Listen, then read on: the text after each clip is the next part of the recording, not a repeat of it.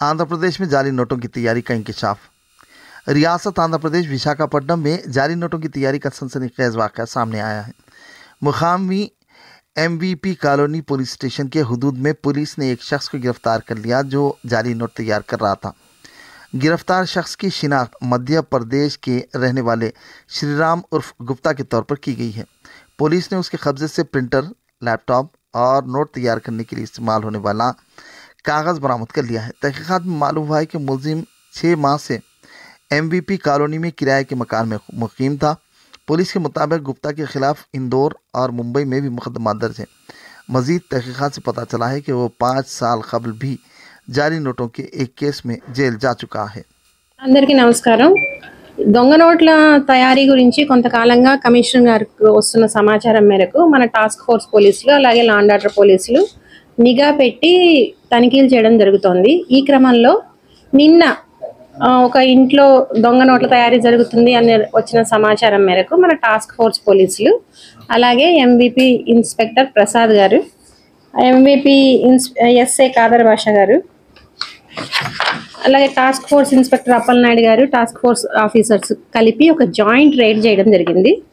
ఆ ప్రదేశంలో MVP కాలనీలో MVP పోలీస్ స్టేషన్ లిమిట్స్లోని ఒక ప్రదేశంలో తనిఖీ చేయగా ఒక శ్రీరామ్ ఎలియాస్ గుప్తా అన్న ఒక వ్యక్తి మనకు పట్టుబట్టడం జరిగింది। అతని వద్ద కొన్ని ఇన్స్ట్రుమెంట్స్ కూడా దొంగ నోట్లు తయారు చేయడానికి ఉపయోగించే ఆ ఇన్ఫ్రాస్ట్రక్చర్ ఏదైతే ఉందో, ఆ మెషినరీ అయితే ఏదో ఉందో అది కూడా మనం పట్టుకోవడం జరిగింది। అతన్ని మనం విచారించగా ఆల్రెడీ అతని మీద మధ్యప్రదేశ్లో కొన్ని కేసులు ఉన్నట్లు, అతను అలాగే వరప్రసాద్, ఆనంద్ అన్న ముగ్గురు కలిసి దొంగ నోట్లు తయారు చేసి వాటిని చలామణి చేసే ఉద్దేశంతో తయారు చేస్తూ ఉండగా సమాచారం మేరకు మనం పట్టుకోవడం జరిగింది।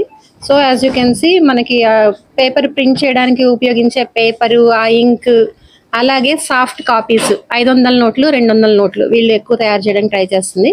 సో ప్రాసెస్లో ఉండగానే వైజాగ్ పోలీసులు చాలా చాకచక్యంగా పట్టుకోవడం జరిగింది। ఇంకా కంప్లీట్ కాలేదు ఇది, రెండో సైడ్ కూడా ప్రింట్ చేసి అప్పుడు చలామణి చేసే ప్రయత్నం చేస్తున్నారు। సో దొంగ నోట్లు అన్నది ఆర్థిక వ్యవస్థను దెబ్బతీస్తాయి అవి। సో చాలా సీరియస్ అఫెన్స్ ఇది।